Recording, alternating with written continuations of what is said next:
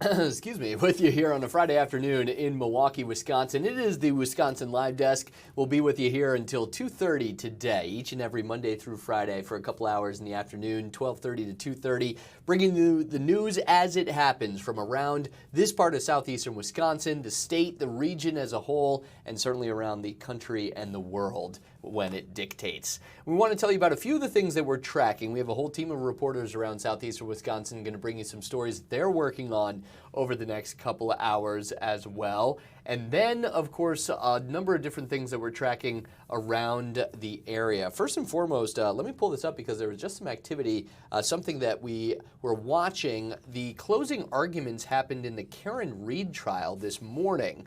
The lawyers in this murder trial of Karen Reed each made their different final arguments in front of the jury this morning, and as we're seeing a little bit of activity here in the courtroom, remains to be seen what exactly is happening, as I believe jury deliberations are supposed to begin in this trial today. Looks like the lawyers were going back to discuss something, so we'll try to get you some updates on what's happening there. This has been a highly watched trial out of Massachusetts, but one that has received national attention as Reed is accused of fatally striking her boyfriend, a Boston police officer, with an SUV and leaving him to die in the snow outside of a party where a number of different police and federal agents were finishing that party back in 2022. She's charged with second-degree murder, manslaughter, and leaving the scene, while Reed's defense say the man, her boyfriend at the time, was bitten by a dog left outside, all in a conspiracy orchestrated by police that included planting evidence against Reed. So it's received quite a bit of attention for the different versions of this story. In fact, the first time that Reed was tried for this, that ended last July in a mistrial because of a hung jury. So it remains to be seen whether this new jury will find a verdict one way or the other in this trial or not. Again, closing arguments happened this morning. Seems to be some activity in the courtroom. If we hear anything, we'll try to bring you there right now. Something else that just popped up on our list. Let's see what we can pull here. Of course, one of the possibly biggest stories in the world was this surprise attack by Israeli military forces in Iran. And I believe a member of the Israeli Defense Force just stepped up to a podium here. Let me try to get you some information on what we're watching.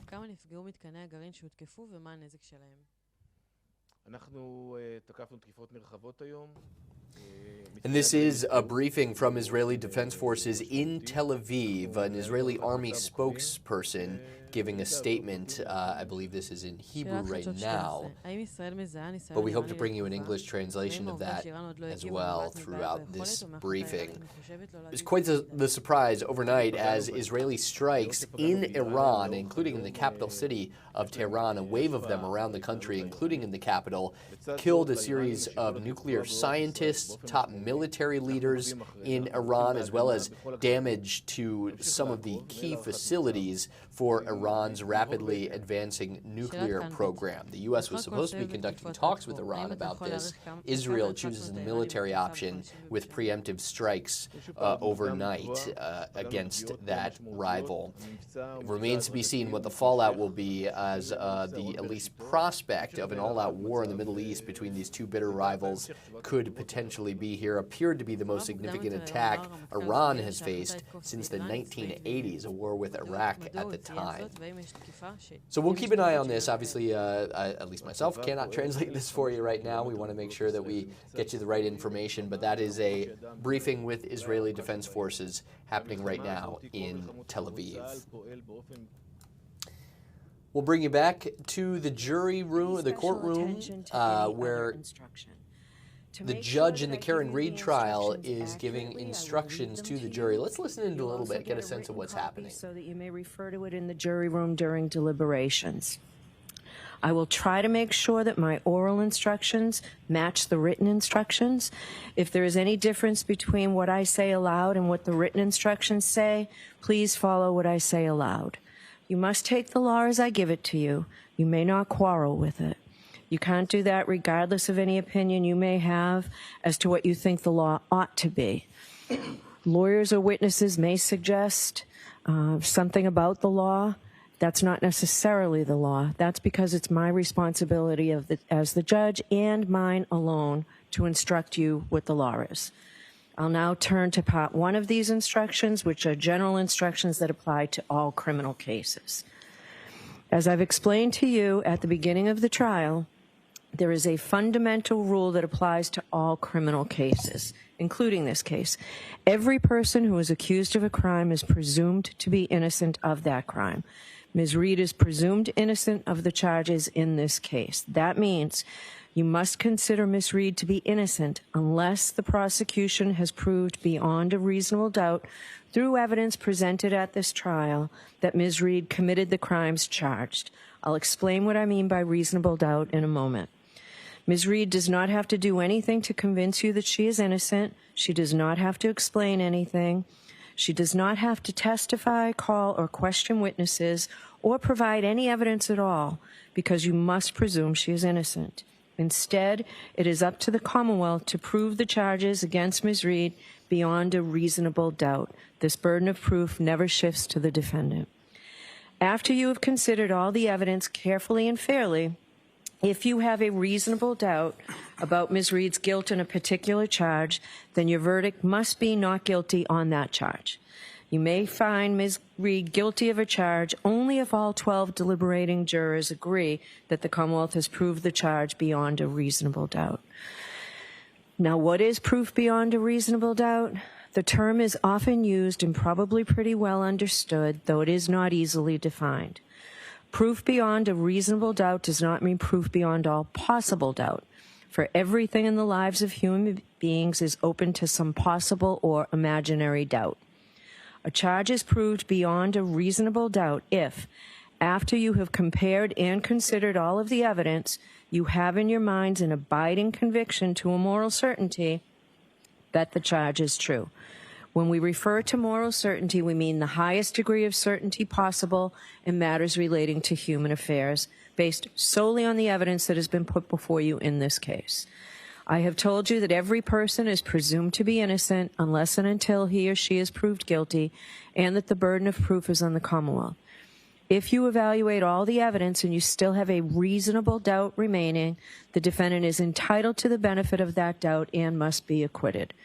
It is not enough for the Commonwealth to establish a probability, even a strong probability, that the defendant is more likely to be guilty than not guilty. That is not enough. Instead, the evidence must convince you of the defendant's guilt to a reasonable and moral certainty, a certainty that convinces your understanding and satisfies your reason and judgment as jurors who are sworn to act conscientiously on the evidence. This is what we mean by proof beyond a reasonable doubt. How do you decide whether the Commonwealth has proven that each element of an indictment is true beyond a reasonable doubt? Let's talk about the roles we all have. First, the function of the jury. You are the most important people in this room. It all begins and ends with your function. You will determine the facts in this case, and that is your job and yours alone. You are the sole and exclusive judges of the facts. If there are any conflicts in the testimony, it is your job to resolve those conflicts if you can do so. Once you determine the facts, it is your duty to apply those facts to the law as I explain it to you, and to determine whether the Commonwealth has proven its case beyond a reasonable doubt.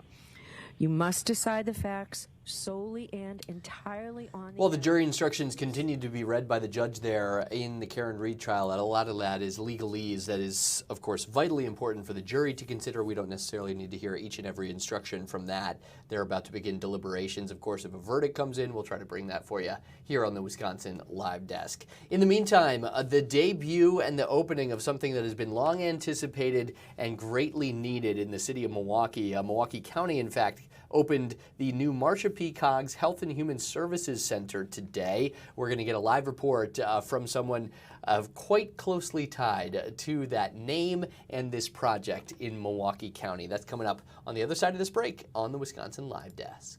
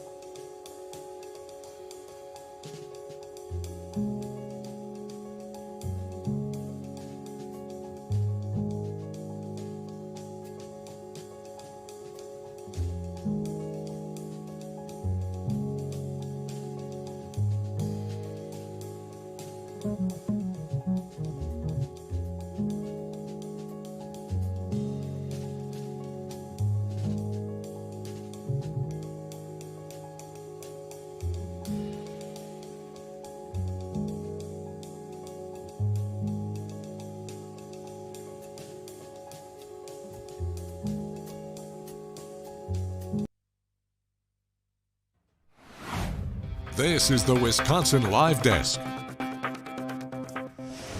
Welcome back to the Wisconsin Live Desk. Carl Deffenbaugh hanging out with you here on this Friday afternoon ahead of a very busy weekend in the city of Milwaukee. We can say that as we give you a live look up the Milwaukee River there. All kinds of things. Polish Fest down by the lakefront. You've got Greek Fest out in Wauwatosa at the State Fair Park out there. I guess West Allis, technically, State Fair Park. As well as Pet Fest along the lakefront for the Wisconsin Humane Society and so much else to do and to celebrate in this great city. But first and foremost, we want to get to an amazing grand opening that happened this morning. But if you can hear the music in the background, you know the party is still very much going on with Bria Jones reporting from the brand new Marcia P. Coggs Health and Human Services Center. Bria, I know this is something we've covered in the planning phases, but today we hear the music, we see all the people out there celebrating. It is finally here. Why don't you tell us what you're covering for us today?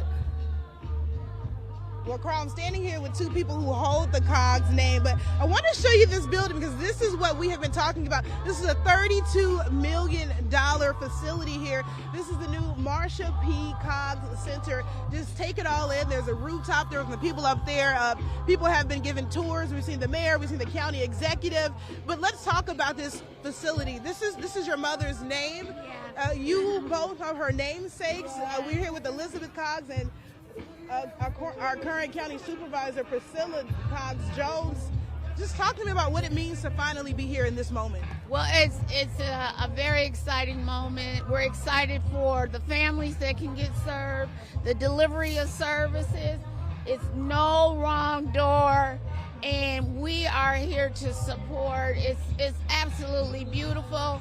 It's probably one of a kind in the country, and other communities and counties need to model it. Mom's motto was love, unity, and peace, and she worked that every day. Whatever families needed, she advocated and fought.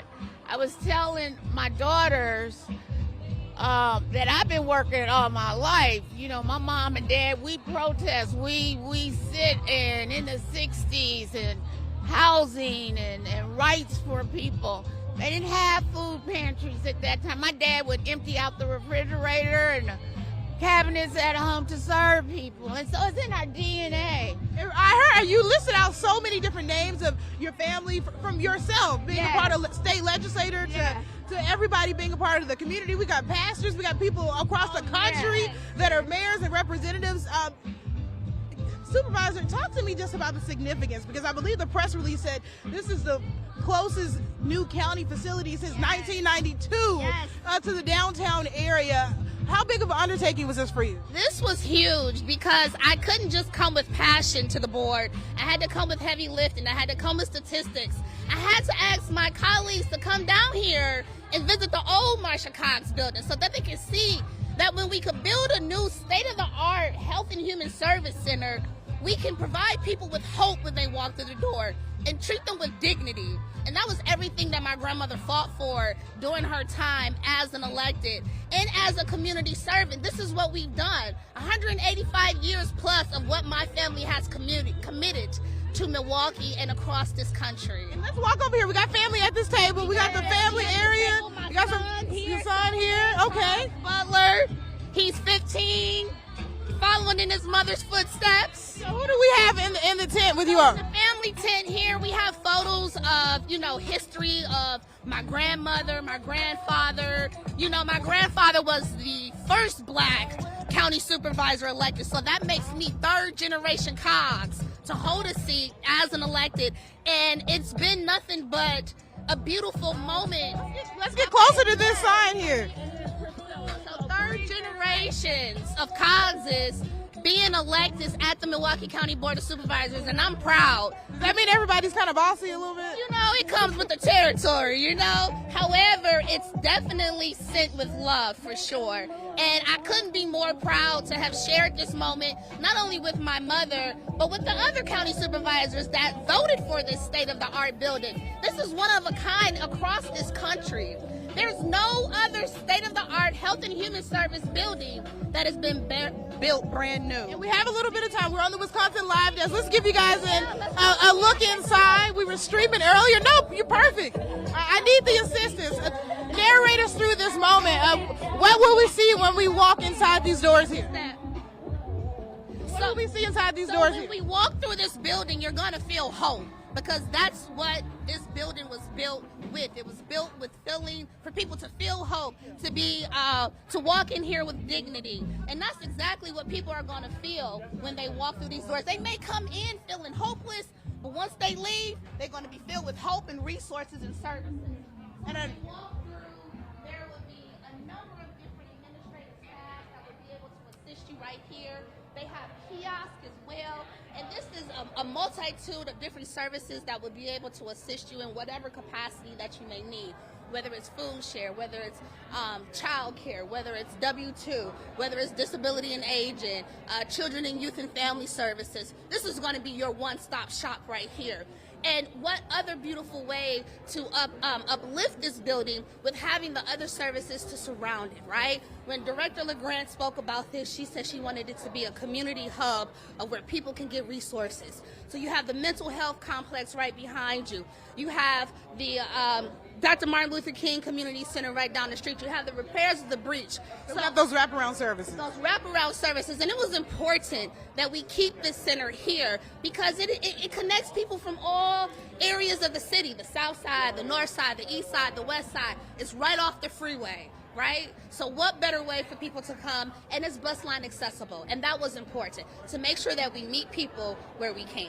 How long has this been in the works? This is beautiful. This is incredible to see. Since I've been on the board, I mean, we was fighting blood, tooth, and sweat, you know, to make sure that we keep this building, keep the name of the building, and uplift it for what it is for, the community purpose. How do you think your mother, what do you think, if Mrs. Cogs was here, what do you think she would have to say about this? She's here in spirit for sure. She is smiling from heaven. Her, my dad, all of our ancestors. And it's like in our DNA to serve in whatever capacity. If you talk to my other daughters and other family members, we are all serving in some kind of capacity, and that's what we do. Well, let's step in just a little bit further in.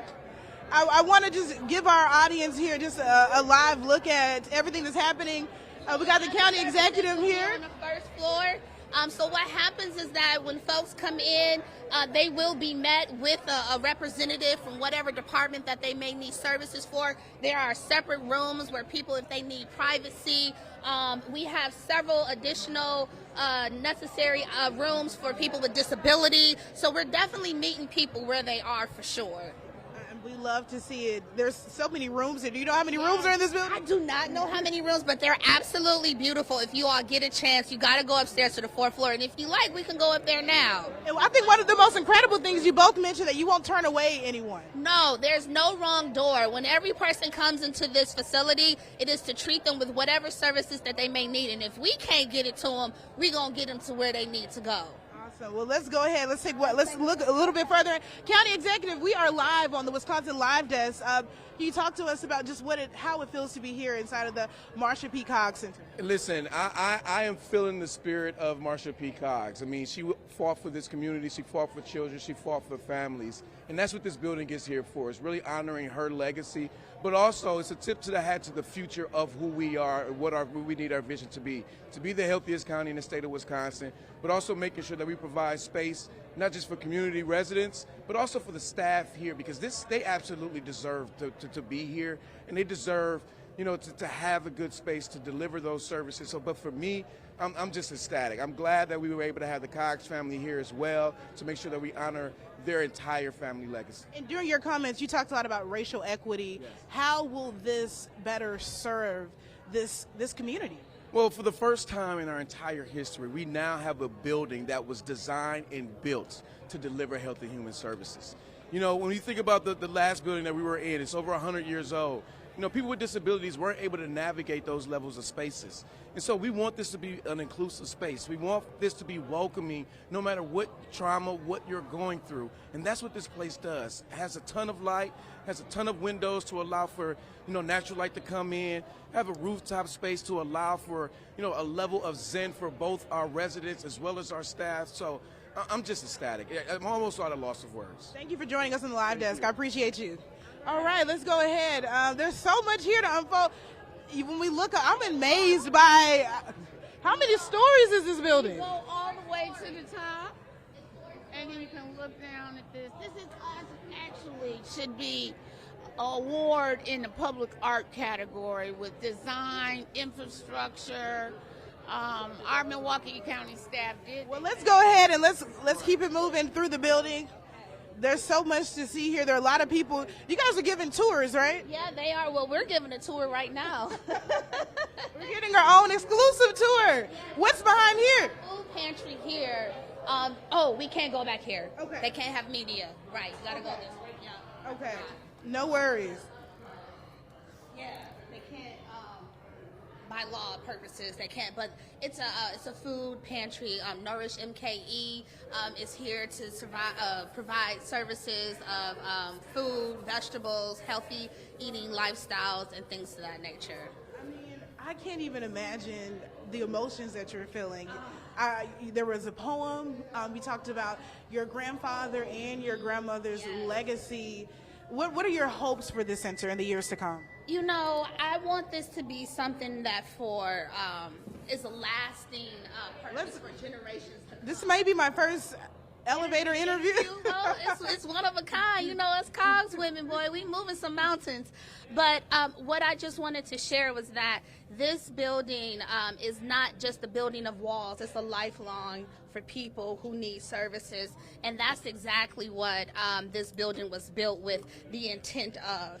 And what other way to do that, to have so many resources here that is accessible to people right within arm's reach and in a community that is needed for. And I know a lot of this was funded through federal dollars, but how do you sustain a program like this? Because there's going to be so much happening here. There is going to be so much happening, and because of recent times that we have had concerns with infrastructure and things to that nature, this right here, this building, we won't have no issues for quite some time. So that's the least of our worries right now. What's your favorite part of the building? We're going to one more. Okay. One more. So actually, my favorite part of the building is the floor that we're going to now. That County Executive Crawley was speaking about, a place for staff to go somewhere and kind of just have a woosah moment from all of the conversations. Yes. Because it's a lot when you're dealing with human services, right? You're dealing with a lot of people's trauma, a lot of crisis, and sometimes for us, we need to have a way to debrief. So this beautiful state-of-the-art facility is actually accommodating that. Oh, wow. Here, they have had some staff move into the facility already, but this is the floor where staff can come and eat. Because from what I've heard from years before, that DHHS staff would sit and eat at their desk. Okay. So to have a space where they can come and sit and eat and congregate with one another, and then also have the beautiful view of the rooftop, and we can go here. Yeah, let's walk over to the rooftop. That's cute. I think all workplaces should have. She wants us to look down. Oh wow. That's beautiful. That is nothing but public art. Who designed the building? Well, JP. But there were several groups of architects in our department of Milwaukee County DPW. Peter Niles, he led the charge. Yep. Okay. And we're heading out now to the rooftop. I think all workplaces probably. Do you guys have a rooftop at the county courthouse? Probably not. Nothing like this.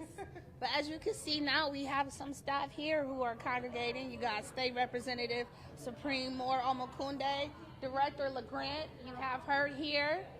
And you also have, is that Mr. Idol Daniel? Give me your last name. There we go.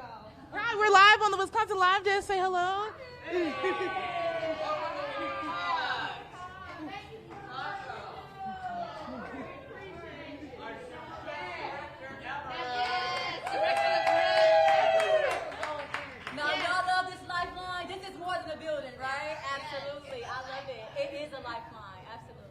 Thank you so much. You did very well on your job, keeping the energy up especially.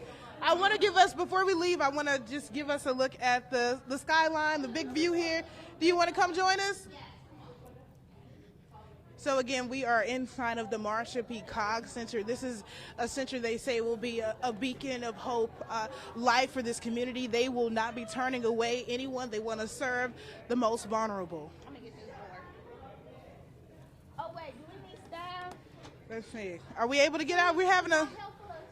All right, someone to the rescue. Thank you so much. We made it out. Let's make sure Jared can make it out as well. Just take this all in for a second, people. What better way to come and just have a moment of peace to yourself and have such a beautiful view of the city? You know, I think that all employers should have something like this for staff, with everything that we just deal with on a day-to-day basis. So I'm so glad when they built this state-of-the-art building that they kept that in mind under the leadership of Director Shakita. DHHS, come on in here. Director. You're a very big part of this. Talk to us about what your hopes are for this building, and when will you all be open and operational? So we have been open for actually a month. And so what the beauty of this is that we got to see the building go up, right? And the vision was that truly when we talk about together creating healthy communities, that we had a place where someone can walk into and felt that sense of community. They felt a level of respect. They felt a level of dignity, and that we could just place them in the middle and begin to wrap services around them. All right, you guys are going to have your hands full, do some incredible work here. This building is beautiful. Come on in here. Come on here.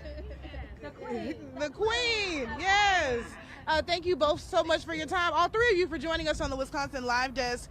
Carl, I'll send it back to you in the studio. Bria, a slow clap, a round of applause from back here in the studio. That might be the best tour we have ever gotten here on the Wisconsin Live Desk, and such an amazing... They said they love... Carl says he loves the tour. Okay. Yes. It is a gorgeous building there. I love Cool to this see. view.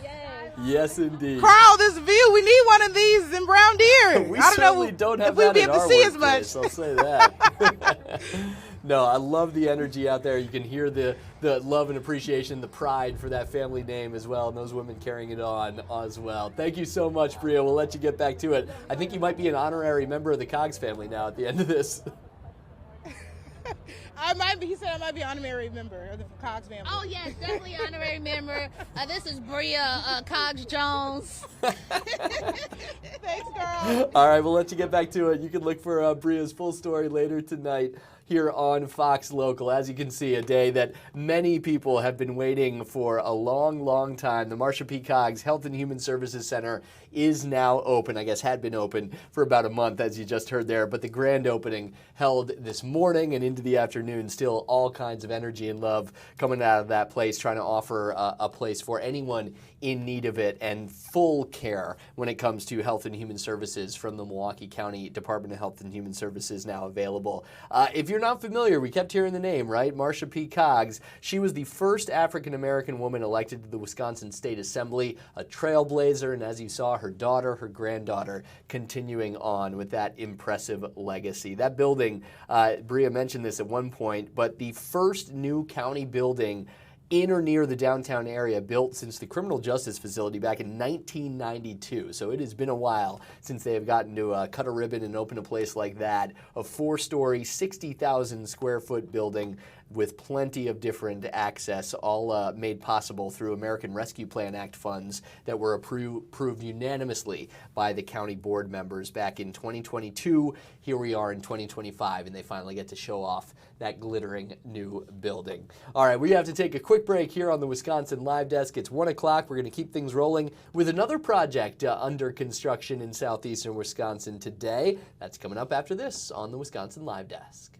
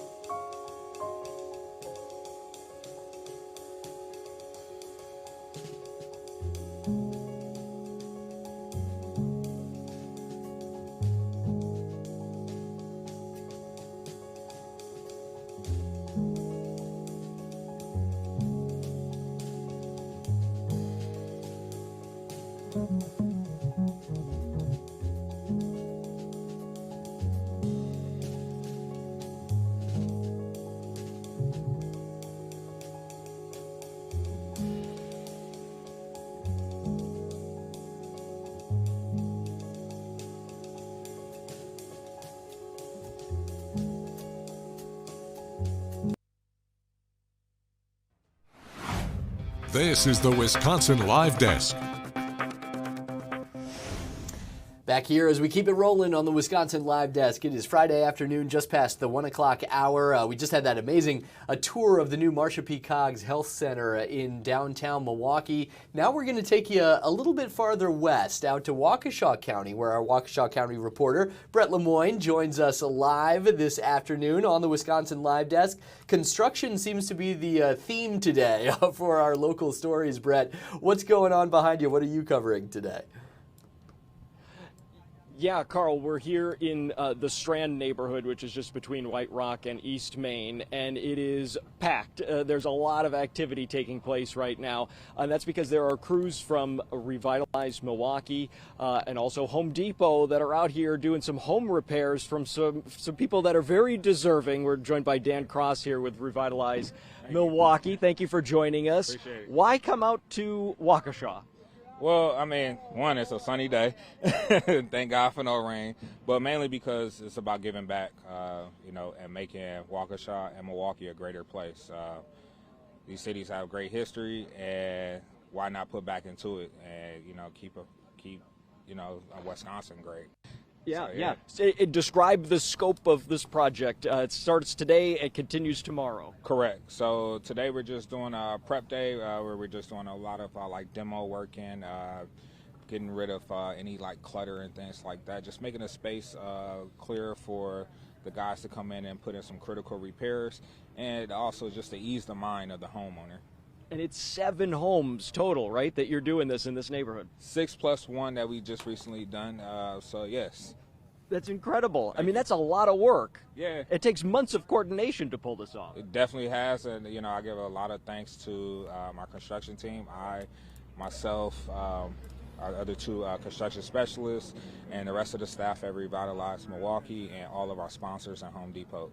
You know what I thought was so funny about this, Dan, is that I was talking to some other folks from Revitalize Milwaukee, and they said it really just starts with a knock at the door for some of these homeowners, and they say, surprise, we want to do some home repairs for you, right? Yes, definitely. It was a struggle, though, over here, the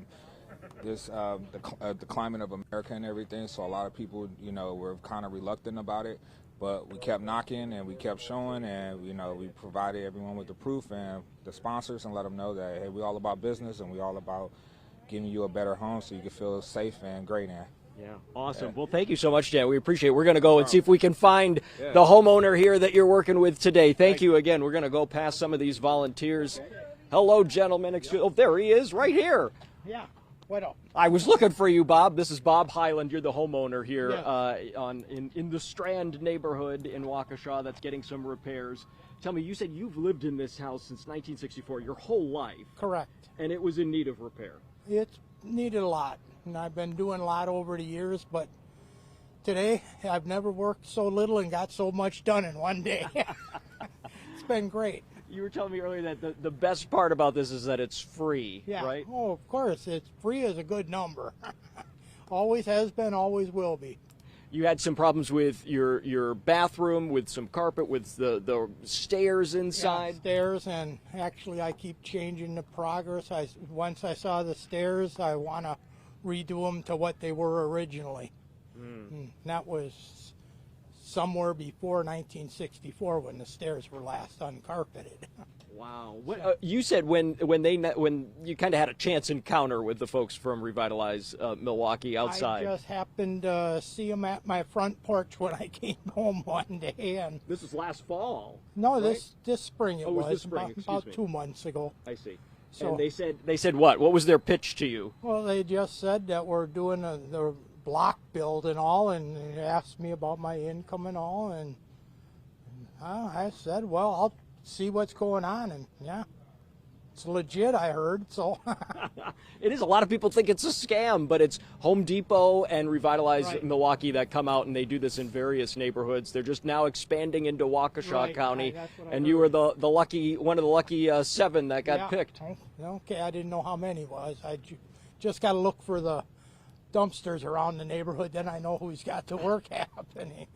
And Bob, just as a final thought, we know this means a lot to you, but what does it mean to this neighborhood as a whole that all of these homes, 7 of these homes are going to be kind of lifted up? It's pretty good because they're going to be doing a lot of landscaping tomorrow, so the exterior is going to look really good. Right now if they're doing inside, you can't tell, but outside it's going to look a lot nicer too.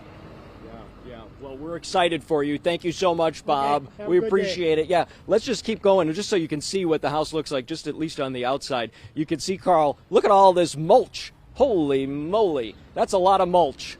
And that's all going in the front and the backyard here at Bob's house.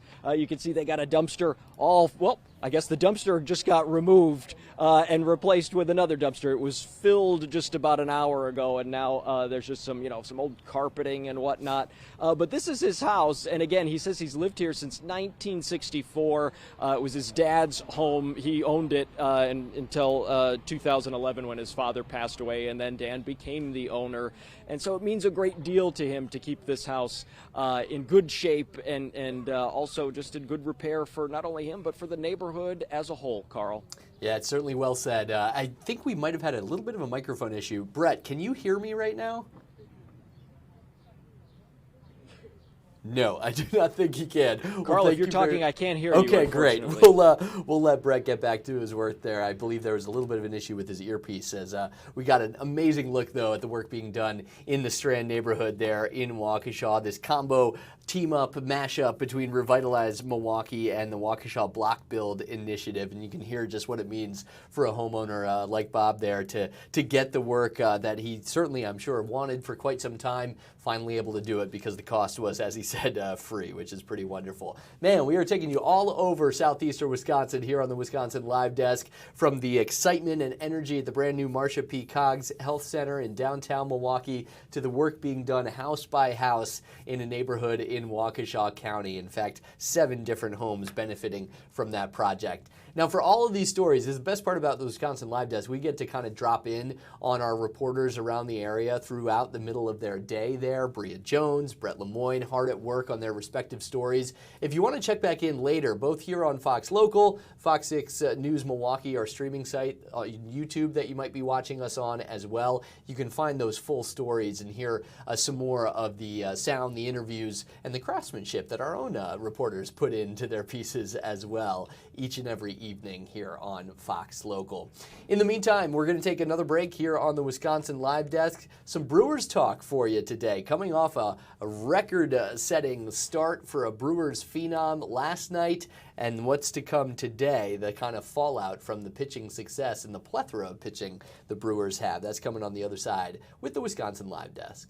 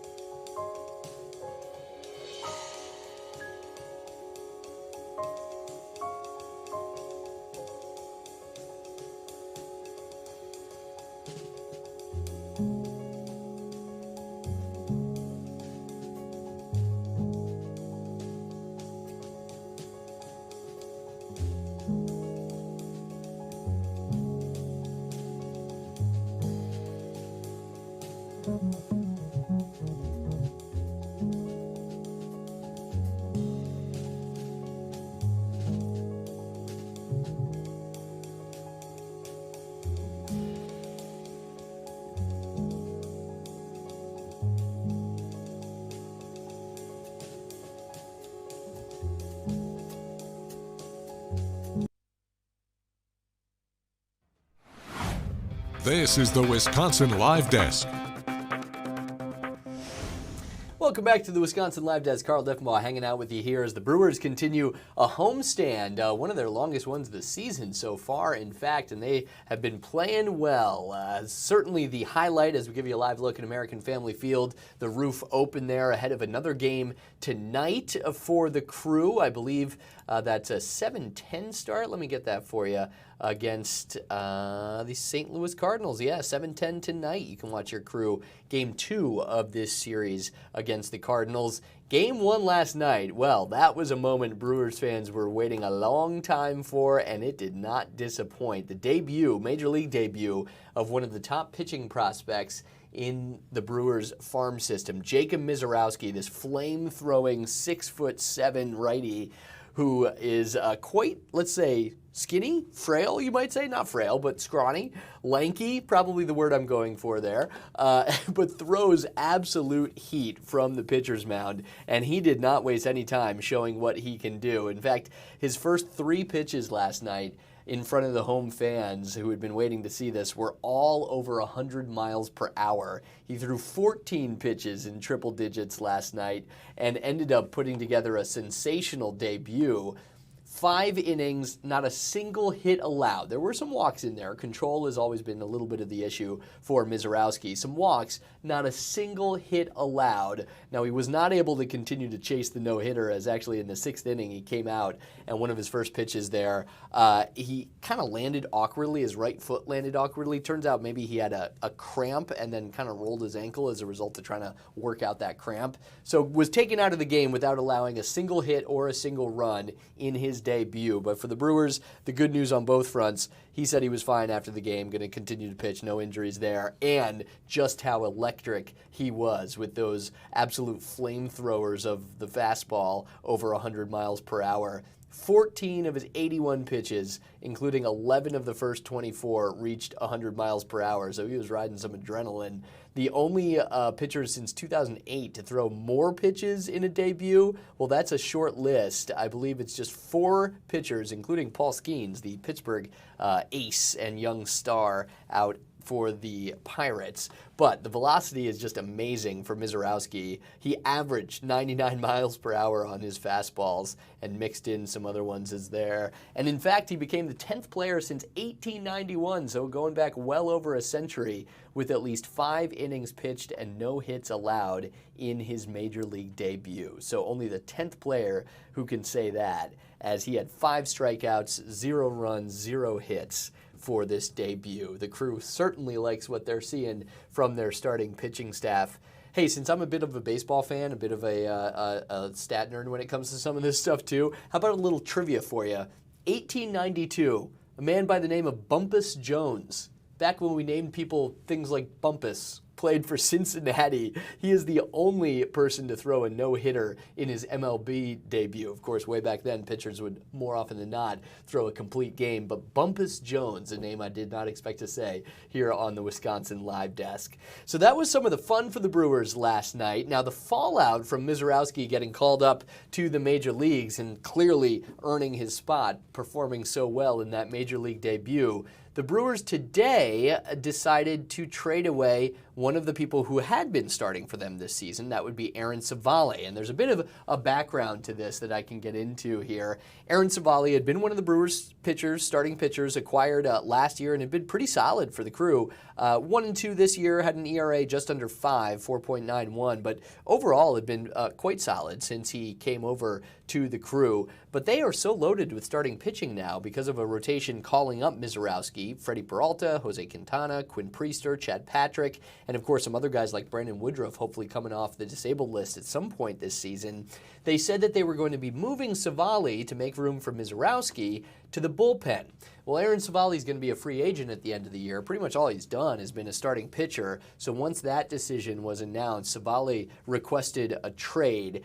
Seems like things were handled fairly well. His agent was involved here, and today, not soon after he requested that trade, he gets it, as the Brewers are shipping him off to the Chicago White Sox in exchange for a first baseman and outfielder, Andrew Vaughn. The team's announced that today, Friday, just 2 days after the Brewers first said they were going to shift Savali to the bullpen for the first time in his 7-year career. So the pushback from Savali, he is out. I don't know if he wanted to go from a contender like the Brewers to a usual cellar dweller like the Chicago White Sox, at least as of late, but he gets his wish to continue to be a starting pitcher as opposed to working out of the bullpen ahead of his free agency coming this way. Now Vaughn, as for what the Brewers are getting back in return, Andrew Vaughn, 27 years old, in his 5th season with the White Sox. He was a former first-round pick at one point. He was hitting just 189, though, so below the Mendoza line with 5 home runs, 19 RBI in 48 games so far this season. And that was before he was sent down to AAA, sent down to the minors in May as the White Sox hope to get him back on track. So the Brewers will also keep him in AAA. He will be there with AAA Nashville to start. We'll see how he develops if he's able to get his swing back and kind of live up to some of that former hype of a former first-round pick. He's got a series of home runs and some solid stats in his first few years with the White Sox, but a bit of a struggle this year. But again, the Brewers kind of had an extra starting pitching that they did not require. So Aaron Savali on the way out for instead Andrew Vaughn, outfield first baseman combo player coming in for the Crew. Now, one of the other things I wanted to mention too, actually, it's a perfect shot because you're seeing the interstate system there. That will be one of the main ways to get around the area because of what's coming this weekend. And I'll show our current traffic map for you here, give you a sense of what we're looking at. A lot of the delays have been related to construction. There's some major construction projects on 4145 north of the Zoo interchange, as well as 43 north of downtown Milwaukee. But it's the Hale interchange and Mitchell interchange I want you to focus on there, if you're familiar. 894, it's been a long-term project here, and I'll see if maybe we get any rotation around. Actually, there you go, 894 at 76th Street, a good example of what's coming. So that construction project has been going on for quite some time here as the rotating Department of Transportation cameras continue to take us around the area. Let's get you back to the traffic map, though. Last weekend, they did a full closure of the westbound lanes of 894 between the Mitchell interchange and the Hale interchange. They did a complete paving project trying to get to the end of what has been more than a year of work in that section of the freeway system. This weekend, it's a bit of a flip, a mirror image of what they did last weekend. So tonight at 11 p.m., all of the eastbound lanes of 894 are going to close between the Hale and Mitchell interchanges. I believe there's also an exit ramp onto 43 South in the Hale interchange that will be closed as a result of this as well. But the main closures, the eastbound lanes of 894 between the Hale and Mitchell, so that they can do that complete paving project and get it pretty much all done over the weekend. Now, if everything goes according to plan, if the weather cooperates as well, they should have this all up and running and completed by 5:30 Monday morning. Either way, they're going to open things up Monday morning. It just remains to be seen. Hopefully, they should be able to get all the work done this weekend. And that's really the bulk of it. That was last weekend and this weekend, the final main projects that they had to finish for that section of construction on 894. The DOT joined us live this morning on Wake Up, actually, to tell us about this. And if you are driving out and about this weekend, certainly a popular weekend with so much happening along the lakefront, the Brewers in town, Father's Day weekend, and more. You want to use mostly the interstate system to get around. Stay north on 94 and then over to 43 if you're coming around that section of 894 instead. I believe you can also go on Layton, but that's going to be probably fairly backed up with a lot of traffic in the area since the interstate will be shut down the eastbound lanes for this weekend. Just a couple things to be on the heads up and look out for. And again, another shot of American Family Field because the Brewers playing pretty well right now, all things considered. They've won 2 of their last 3, had the great start from Mizorowski last night.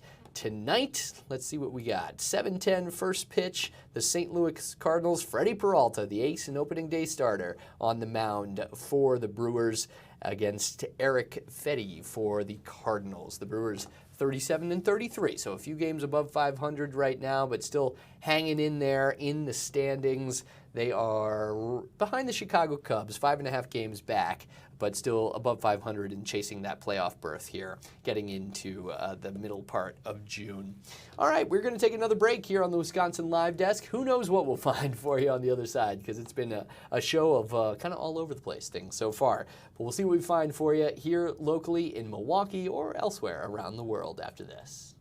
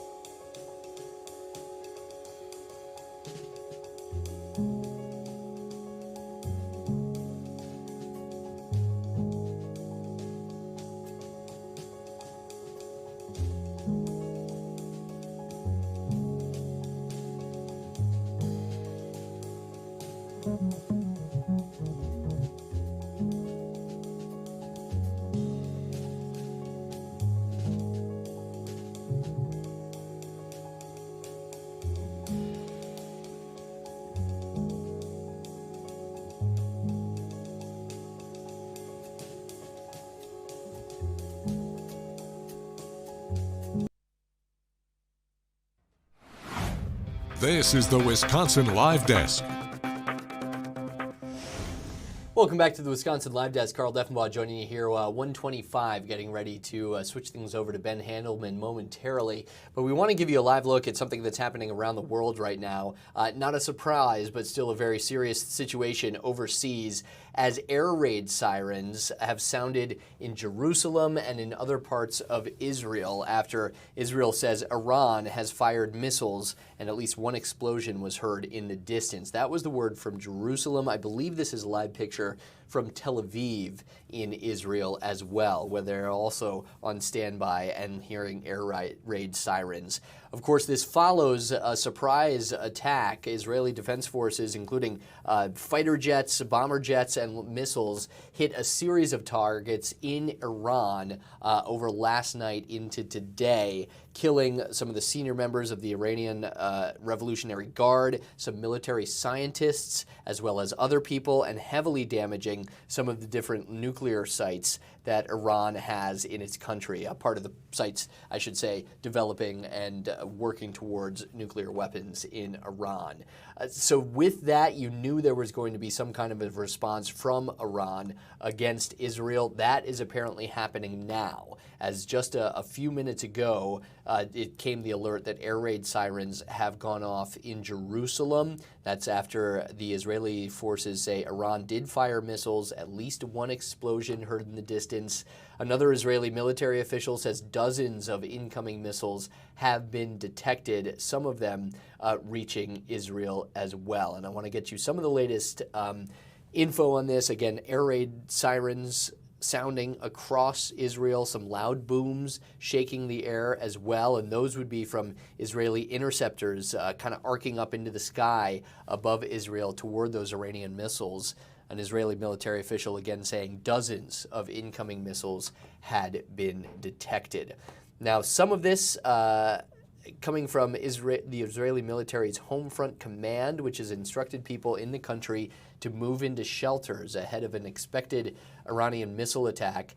The Army says that Iran has launched a series of missiles. The safety order applies to the entire country, so not just different parts of Israel, but the country as a whole. And Channel 13 TV, think about that. If it was us here in dealing with that situation, what is unfortunately kind of normal day-to-day life in Israel, the local TV station says missiles are expected to take about 10 minutes to arrive. Again, this is following what was a bit of a preemptive strike, an attack from Israel, a wave of strikes across Iran, including on Friday here, targeting the nuclear program in Iran, different military sites. We know at least 3 top military officers were killed in those strikes, and it has raised the prospect of potential war in the Middle East between these two bitter rivals. Appear to be the most significant attack that Iran has faced since the 1980s, a war with Iraq at the time. Some of the other updates that we're getting from Israel now, as this is a live look, I believe Tel Aviv, the rumble of explosions heard throughout Jerusalem, a separate city in Israel, on Friday, and TV stations showing some of the plumes of smoke rising in Tel Aviv. I believe that's what we're watching here after an apparent missile strike. No immediate reports of casualties. The Army also said that dozens of missiles were launched at Israel, and the Army has ordered people in the country to move into bomb shelters. So that is the latest from overseas, and we will continue to follow that for you. Again, this is happening by the minute. As just seconds ago, in fact, we're getting updates from the different reporting partners in the Middle East about this. And Iran's supreme leader had vowed revenge for the Israeli attacks that came just over the last day or so. That was in a recorded message to the nation. We want to also bring you the latest. We mentioned at the top of the Wisconsin Live Desk today, the Karen Reed trial continues. This is going to be what we use today for our kind of handoff with Ben Handelman, who's stepping in for me after this. The judge in the Karen Reed trial is reading the jury instructions and has been doing that in detailed fashion for quite a bit of time now. But this is coming after closing arguments this morning, both sides making their final arguments, and now the Karen Reed trial in the hands of a jury once these instructions are finished being read, after the first trial that Reed faced for the death of her then boyfriend, a Boston police officer, was ended in a mistrial last July. This is the follow-up trial about to reach its closing stages with the jury about to begin deliberations. Let's listen to some of the instructions, and then Ben Handelman will be with you after this on the Wisconsin Live Desk. Although how you conduct your deliberations is up to you, I urge you not to begin by conducting an immediate straw vote. Rather, I encourage you not to take any votes before you've had completed a careful and thorough collective view of all the evidence. At this point, I want to remind you of an important issue that I raised with you at the beginning of this trial. I told you that our system of justice depends on judges like me and jurors like you being able and willing to make careful and fair decisions. All people deserve fair and equal treatment in our system of justice, regardless of their race, national origin, religion, age, ability, gender, sexual orientation, education, income level, or any other personal characteristic. I also pointed out that we all have our own built-in expectations and assumptions, even if we are not conscientiously aware of them. And I talked about some of the ways we can try to deal with them. First, slow down. Do not rush to a decision. Hasty decisions are the most likely to reflect stereotypes or hidden biases. Take time to consider all the evidence. Second, as you start to draw conclusions, consider what evidence, if any, supports the conclusions you are drawing and whether any evidence casts doubt on those conclusions. Double-check whether you are actually using unsupported assumptions instead of the evidence. Third, as you think about the people involved in this case, consider them as individuals rather than as members of a particular group. Fourth, I might ask myself, would I view the evidence differently if the people were from different groups, such as different racial, ethnic, or gender identity groups? Fifth, listen to your fellow jurors. They may have different points of view. If so, they may help you determine whether you are focusing on the facts or making assumptions, perhaps based on stereotypes. Of course, your fellow jurors could be influenced by their own unstated assumptions, so don't be shy or hesitant to speak up. You should participate actively, particularly if you think the other jurors are overlooking or undervaluing evidence you find important. In fact, when you explain your thoughts out loud to other jurors, you are also helping yourself to focus on the evidence instead of assumptions.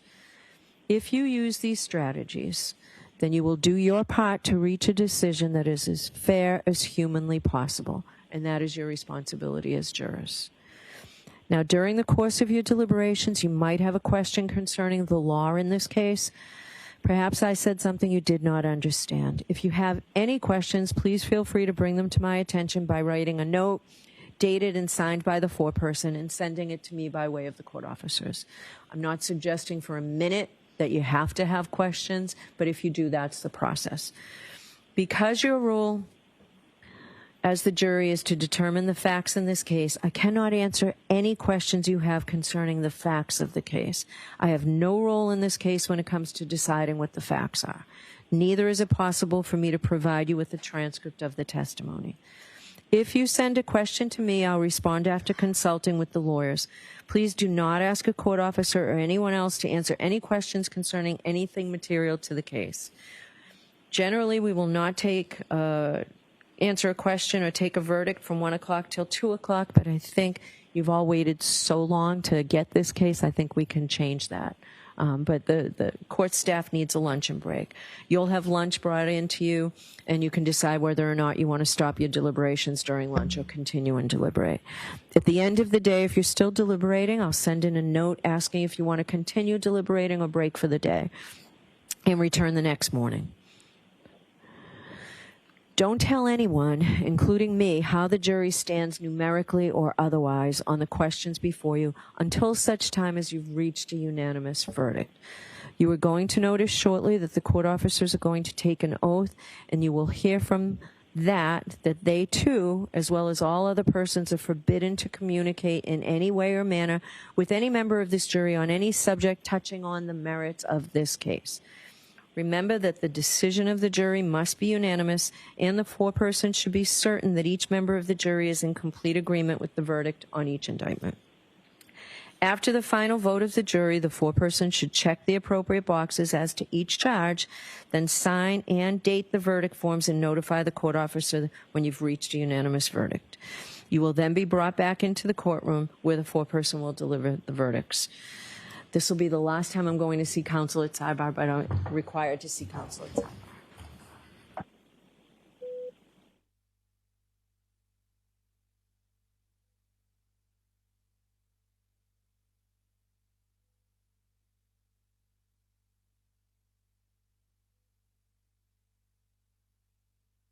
Ben Haleman here from the Wisconsin Live Desk. Okay, we're listening to the Karen Reed trial.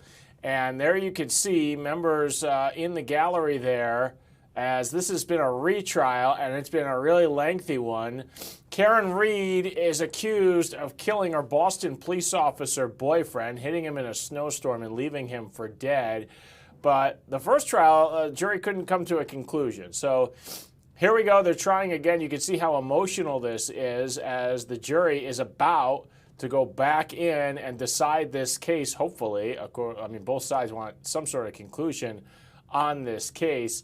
It's been really interesting. So we'll listen back into the courtroom, but again, we've been listening to the jury, the judge there give the jury instructions, and this is finally coming to an end of what's really been a saga. It's been a long retrial here on the Karen Reed trial. Let's just see if we've got audio here. We'll listen back in as the jury's getting ready to go in. You're watching the Wisconsin Live Desk.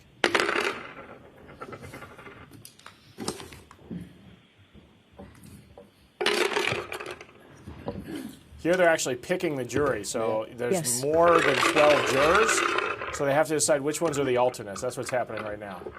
Could the juror sitting in seat number 13 step down and take your place as an alternate? Could the juror sitting in seat number 7 step down and take your place as an alternate? Juror 6, could you step down and take your place as an alternate? Juror 17, could you step down and take your place as an alternate? Juror 2, could you step down and take your place as an alternate? And Juror 8, could you step down and take your place as an alternate? All right. Yes, please do. Could I have the court officers raise your right hands? Do you swear that you will keep this jury in alternates in some separate but convenient place until they agree that you not suffer any person to speak to them, nor speak to them yourselves, nor ask them if they agree, nor suffer them to disperse until they have discharged their verdict, except by further order of the court, so help you God? Thank you. All right, so members of the jury, I need not remind you that you have an important responsibility, but I believe that you will bring to bear all the wisdom and the judgment and conscience that you possess in reaching your verdict in this case. All that we can expect from you is that you decide the case with integrity and with principle. We all expect you to reach an impartial verdict dictated by your logic, without bias, without prejudice or sympathy, and not prompted by any facts except those that you've heard here in court during the trial. We are looking for impartial judgment dictated by your reasoning and the fullest discharge of your oaths as jurors. You may retire and deliberate your verdict. Make sure you take your notebooks with you, please. So there you have it. This is the Karen Reed trial. The jury is now deliberating. You saw that kind of high-stakes moment where some of these jurors who had just listened to weeks of testimony who just found out they're going to be an alternate. I want to take you live because I just got a new shot up from Tel Aviv, and there is things in the sky right now. Iran's retaliating, and look at this. Not sure if this is incoming or if this is part of the defense system from Israel, but Israel struck Iran last night. Live pictures there. And that's an incoming missile, it looks like. Right there, so we're watching this shot here from Tel Aviv as Iran has been retaliating today, sending missiles down into Israel. Several generals were killed.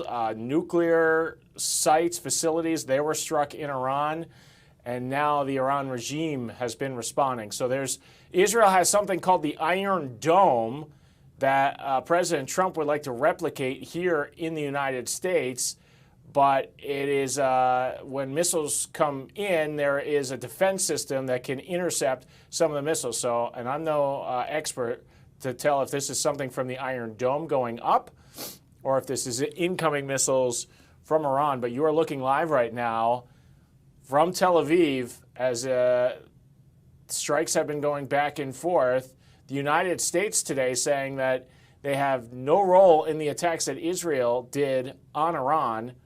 And they do say they want to continue negotiating with Iran on a nuclear deal, but did say that these strikes will continue. And Israel themselves has said the strikes will continue as they continue to hit their enemy hard, as really tensions all around the world are now heightened because of what's happening here.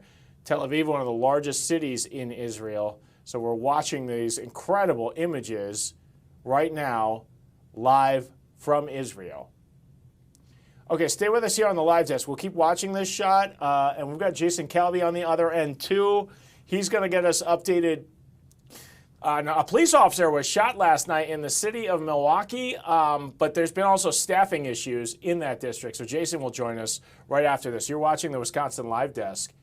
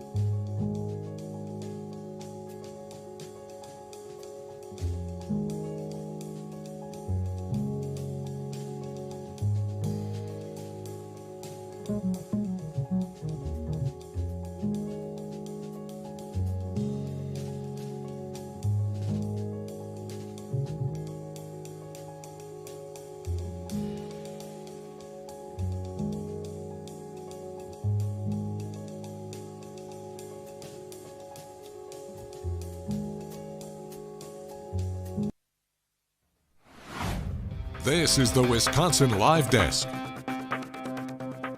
Ben Hamilton from the Wisconsin Live Desk. This is the show where literally everything we take is happening live. I want to bring you straight out just quickly here.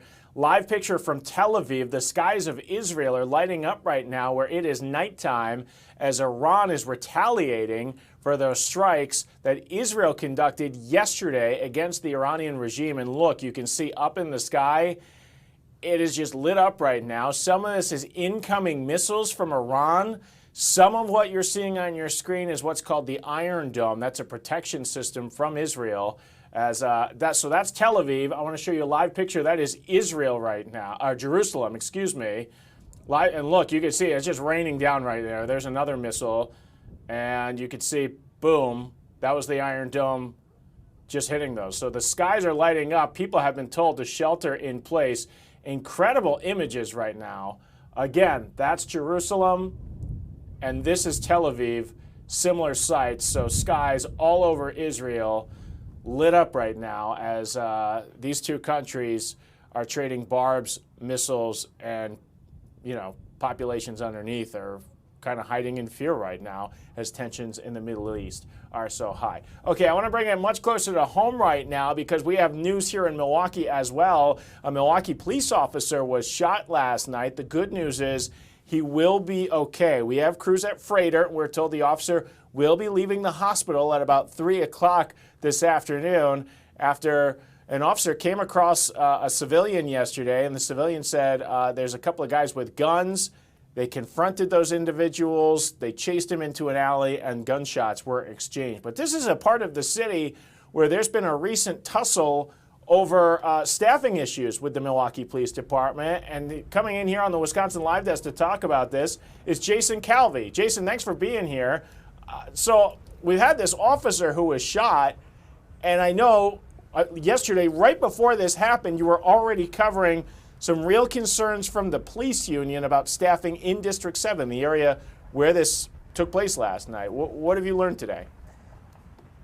Yeah, Ben, so that shooting was in this police district. This is one of the busiest parts of town. We're talking about, we've got areas of Fond du Lac, we've got areas of Capitol running through this northwest side of the city, very busy part of the city, the 7th Police District.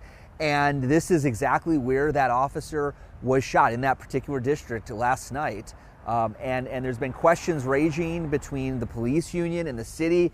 They've been fighting over a contract. The last contract was back in 2022. That was the last time it expired, in 2022 rather. And it's been years now of negotiating a new contract. Here we are in 2025. There's still no contract between the police union and the city, which means those police officers are under the salaries that would have been in place back in 2022. So this is the issue that the police union raised a few days ago before that police officer was shot here in District 7. They said on Tuesday night, the lineup is the official, it's kind of like an Excel spreadsheet that lists the names of the officers that are working that particular night. So I looked at the spreadsheet, I saw it. It had one officer listed on Tuesday night. And so the police union raised a big fuss. They said that's unacceptable for one of the busiest parts of town, one of the busiest police districts in the city, to have just one officer on patrol is very, very worrisome, according to the police union. Now, MPD's now clarified and said their spreadsheet didn't have all the listings of all the officers that were actually on duty that night.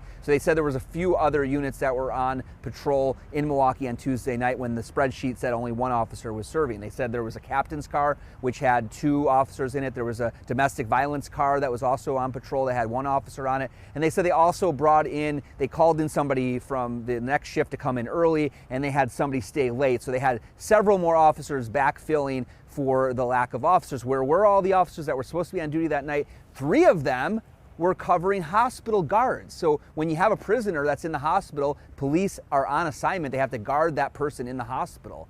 They're still under custody for Milwaukee police. There's been a number of shootings in this District 7 recently, and so yeah, police officers are at the hospital guarding some of those suspects in the hospital. They're not on patrol. I thought it was interesting, that's exactly Jason. What I mean, you talked about the issue. Okay, so the union race, there's only one person on the sheet, and I thought MPD's response was also a little head scratching, because even if there were more officers, like they said, 3 were at the hospital, a captain's car, and then someone who was kind of stayed late, and they brought someone in early. That's still only a few officers in what has been one of the hottest parts of the city when it comes to violence recently. I mean, we had in just where this police shooting happened last night. Last Friday, there were 2 shootings. 2 people died in one of them. There was a shooting on Monday. There was another incident. I mean, this is really like one of the hottest neighborhoods right now. And I thought, wow, I don't know what the normal police staffing levels are for a district, but their response didn't seem like there were that many anyway, even with them saying, like, oh, there was more than one.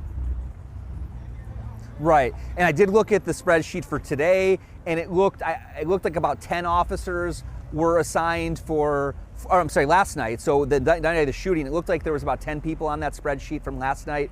And so what the union said was, hey, if this shooting would have happened on Tuesday, whether it was the one officer, there's a backfill of these other people that were filling in for patrols on Tuesday as well, according to the department. The union said, hey, if this shooting would have happened just a couple days earlier on Tuesday, this would have been a much different story, where that officer would not have had backup, right? I mean, there was a number of officers that were on duty last night when this shooting happened, and they were able to respond. As we saw, we had several crews out there, and you saw a massive amount of police officers on the scene after this police officer was shot here in District 7. The bullet went right through his leg, as you mentioned, Ben. He's expected to be okay. He's going to be hopefully getting out of the hospital this afternoon. I've been talking to the police union. They said seems like he's been in good spirits, and even some of his fellow officers have been kind of joking with him a little bit about the fact that they drove themselves to the hospital, Ben. They didn't wait for the med unit to show up. They actually drove themselves to the hospital to get that treatment for that gun, that bullet going right through the leg. Yeah, I know you talked to the police union. I actually want to ask you about that. I mean, are they okay with their officer not waiting for firefighters to show up and conduct first aid, or did they know it was not that serious of a gunshot wound? I just have more questions about, or was it so serious that his partner said, we don't have time, and had to jump in the police car and drive straight out to Freighter and Tosa? Still an open question on that one. I can tell you just from behind the scenes perspective, I know the police officers have been kind of making light of that they just went on their own. So it wasn't like they were thinking it as a serious infraction. There's many different reasons, as you just laid out some of them, for why they may have decided to go on their own. Maybe it's just much quicker to not have to wait the 10 minutes for the ambulance to see that bullet. I don't know. I'm not the officer, but maybe we'll be able to have a chance to talk with that officer when he gets out of the hospital today around 3 this afternoon. Yeah, the fact that he's getting out of the hospital today, that is the good news, and tells you, you're shot in the leg, but obviously there's a lot of arteries in the leg too. That can be really dangerous. So good news where he was hit. Did the police union talk about the challenges their officers are facing right now? This has really been a pretty violent start here, Jason, to the summer. Yeah. We've had several shootings in this city of Milwaukee. And you brought up a good point in your reporting yesterday. The union is saying that officers are leaving this department because of pay, and you compared it to what officers in Brookfield, one of the Milwaukee suburbs, are getting, and they're getting a lot more money out there. Yep. Yeah, and that's what, when we're talking about this ongoing feud between the police union and the city, it comes down to the pay.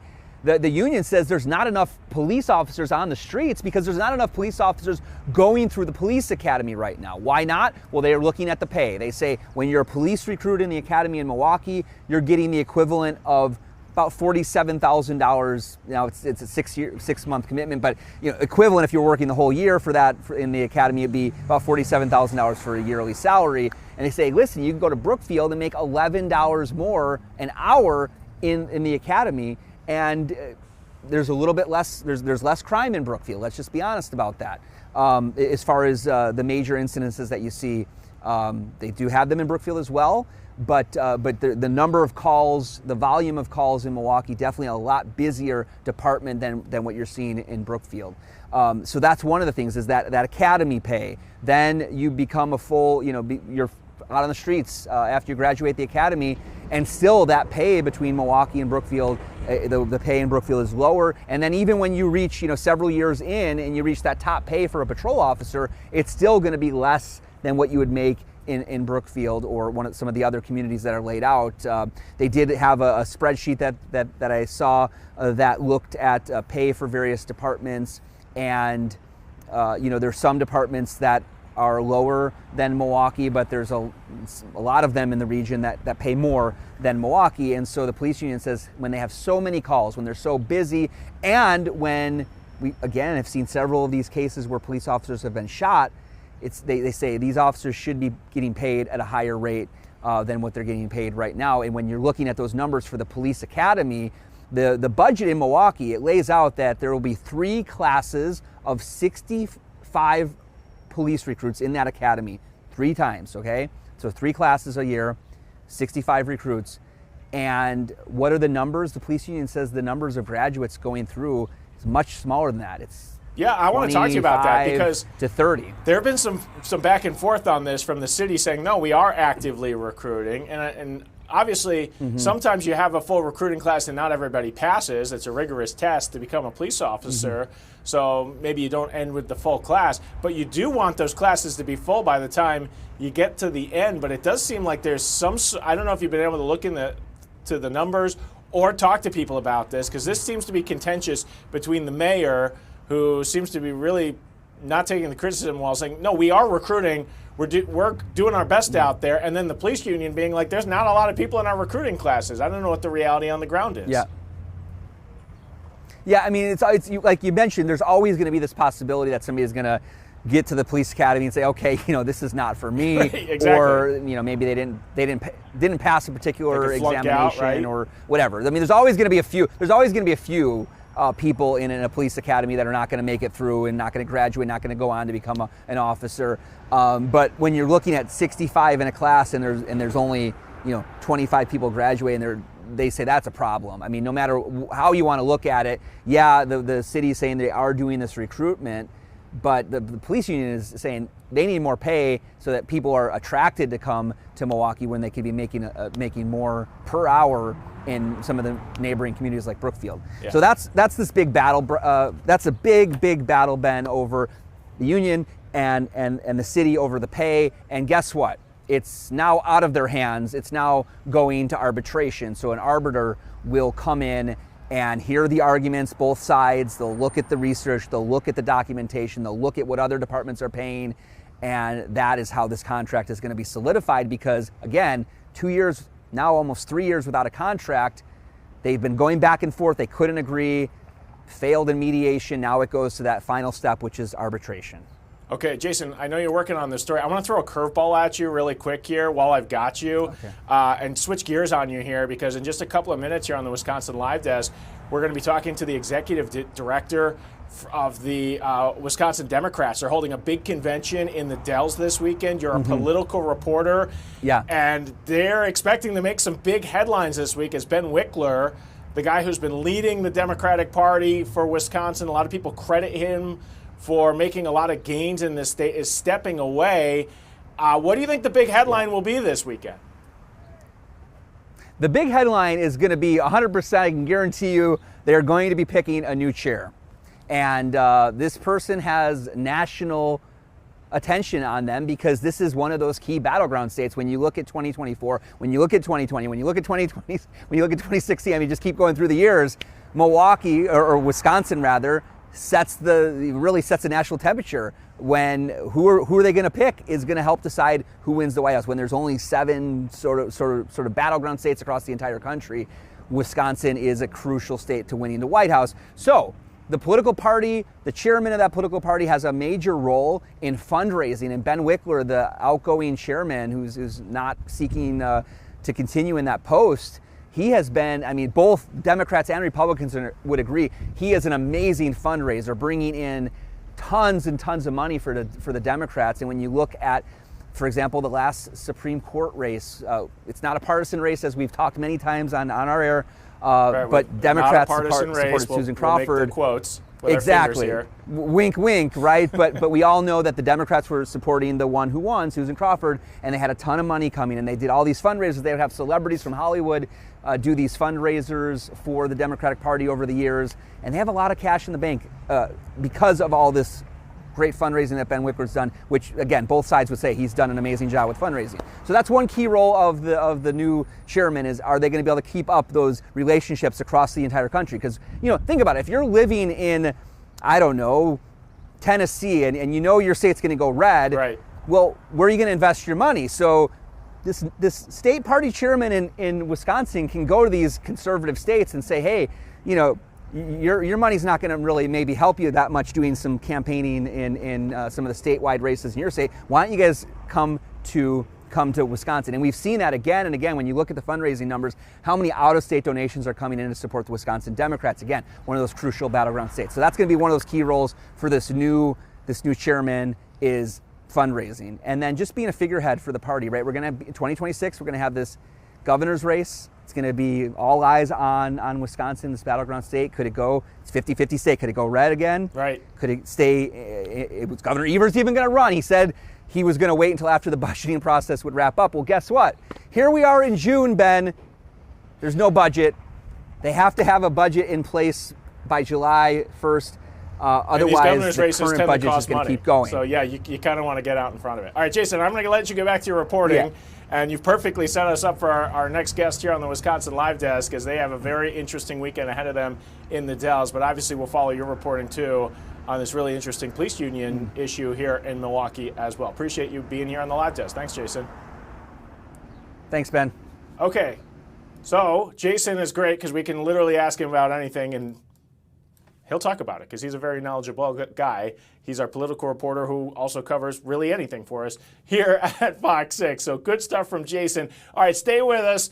Big weekend in politics. We're going to talk to one of the leaders of the Democratic Party, the executive director of the Democrats here in Wisconsin, right here.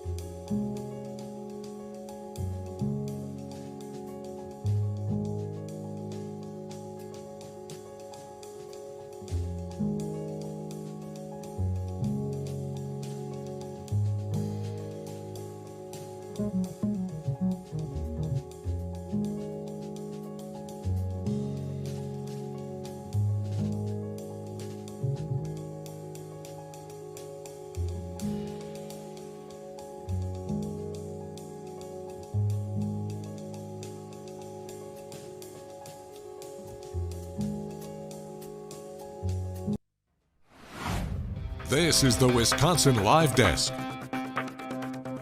It is 2 o'clock on your Friday, and you're on the Wisconsin Live Desk. Hey, everybody. Ben Handelman in the Fox 6 studios. This is the show where if it's happening live, you're going to see it here. I want to quickly just show you a quick shot that we're following at this hour.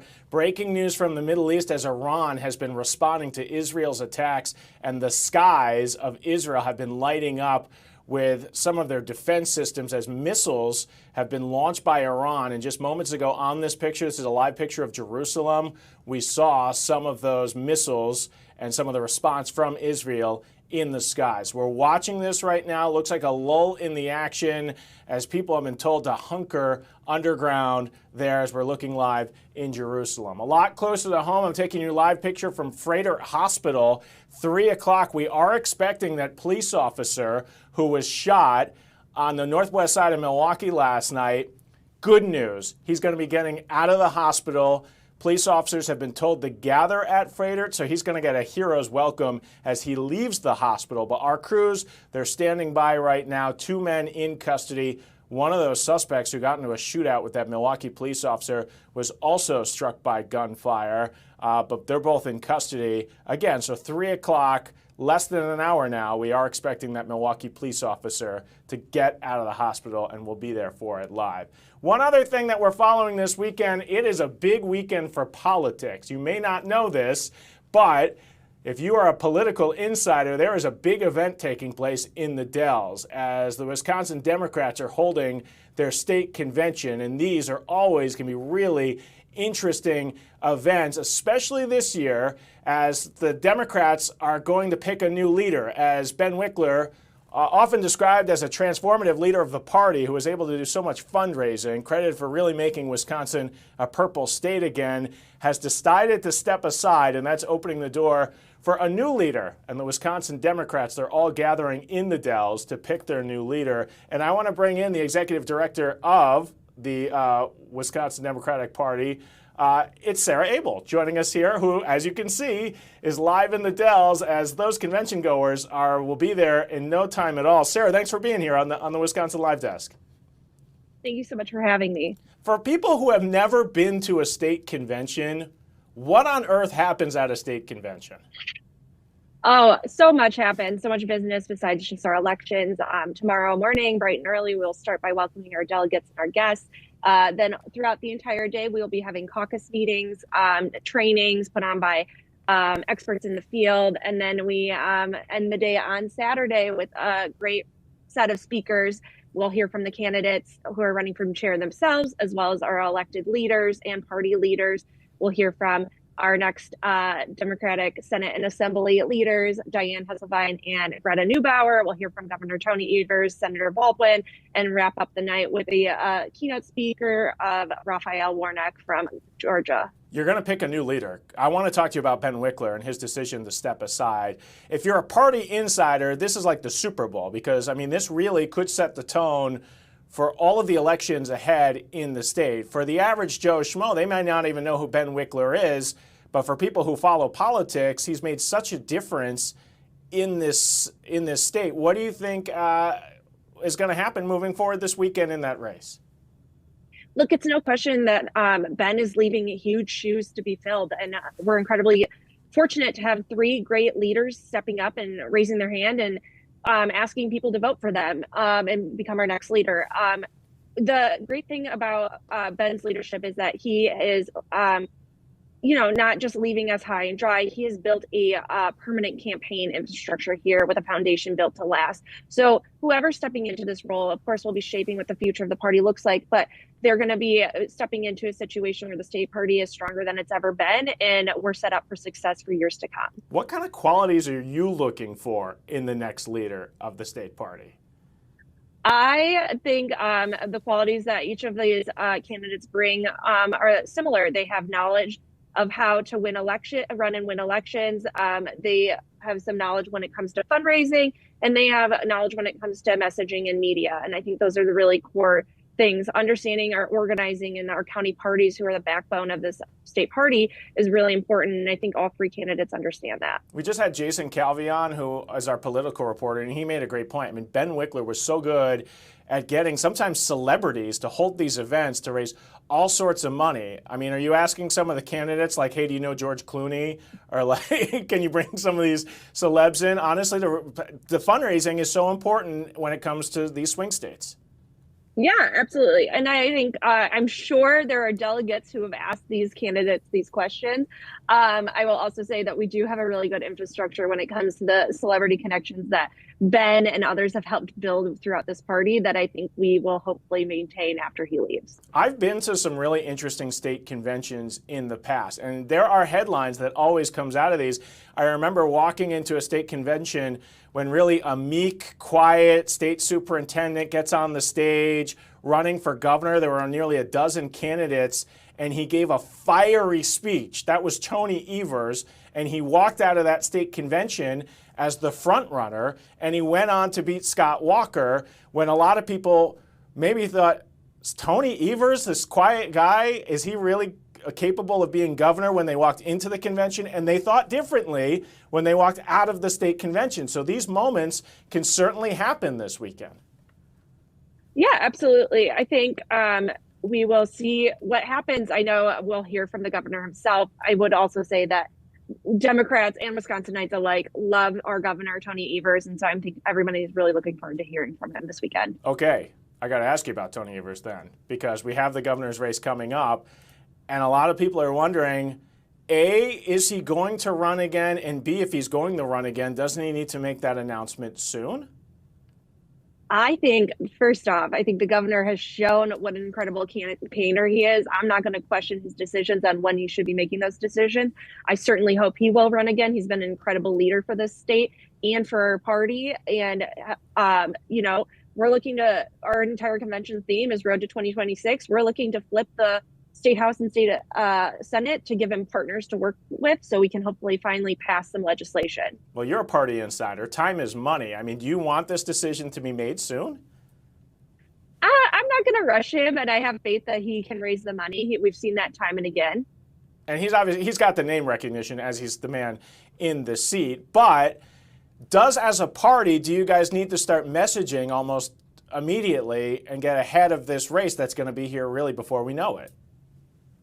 I mean, I think we're already messaging, right? We have the budget coming up, and we're seeing what Republicans on Joint Finance is trying to do to his budget when it comes to potentially gutting Medicaid and things like that. So I think the messaging game has already started. It never really stops for us. We just came off of the spring elections, and we're charging right into the next spring elections and the next fall. So I think our messaging doesn't really need to change. Yeah. Can I ask you about Tammy Baldwin? I know will be in town. She'll be at the convention on that stage. What do you expect to hear from her? I think it'll be she is going to have an interesting conversation and just talk about the fight that she led in 2024. I mean, of course, yes, we unfortunately lost the top of the ticket, but Tammy Baldwin once again prevailed and up against a lot of money and outside spending. And she is a force to be reckoned with. So I think we're going to just hear from her about staying in the fight. She's taking the fight against the president's secretaries in Congress right now, or in the Senate right now. And so I think she'll just be encouraging folks to stay in the fight and that we can do this. And I see that Raphael Warnock, the U.S. Senator from another swing state, will be your keynote speaker, talking right after Governor Tony Evers. Why did you bring him in? And obviously, he's going to be in there to try and rally these troops, right? Yeah, he's an incredible speaker. I think anyone who gets to be in the room with him is motivated and ready to fight and just moved by what he has to say. He also knows how to win tough elections. You look at the state of Georgia, it's even more competitive than the state of Wisconsin, which is hard to believe. And you have to travel rural, urban, suburban areas and win them just like you do here in Wisconsin. So he knows what these fights are like. And so I think he's a really good motivator and a different voice to bring to the state. I'm going to challenge you on being more competitive than Wisconsin because our elections are decided by 10,000 votes or so. Very interesting. Where are you? Do you just bounce around all over the convention floor? Is this whole weekend a blur for someone in your position?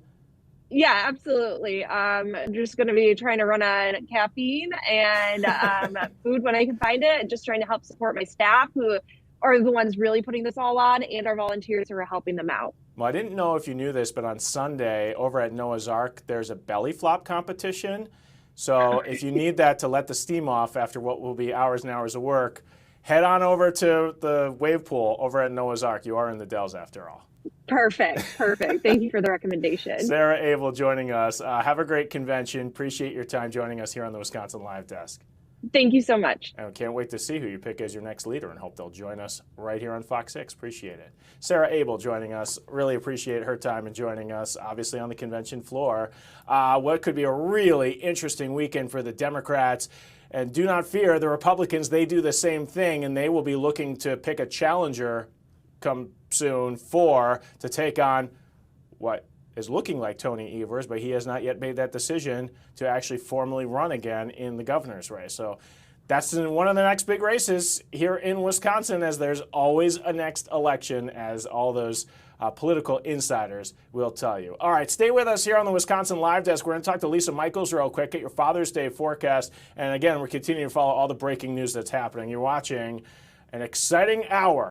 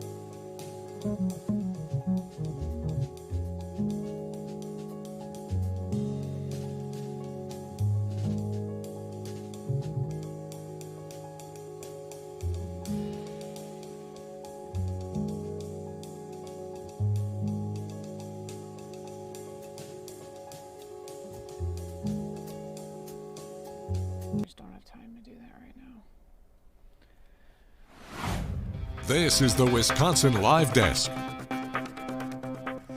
Ben Handelman from the Wisconsin Live Desk. What up, news nerds? Man, has this been a busy hour. We talked to Jason Calvi about some of the staffing issues in District 7, although the city says we're better off than what the union is making it out to be. We are waiting at 3 o'clock. An officer that was shot yesterday on the streets of Milwaukee expected to get out of the hospital. He's at Frederick in Wauwatosa.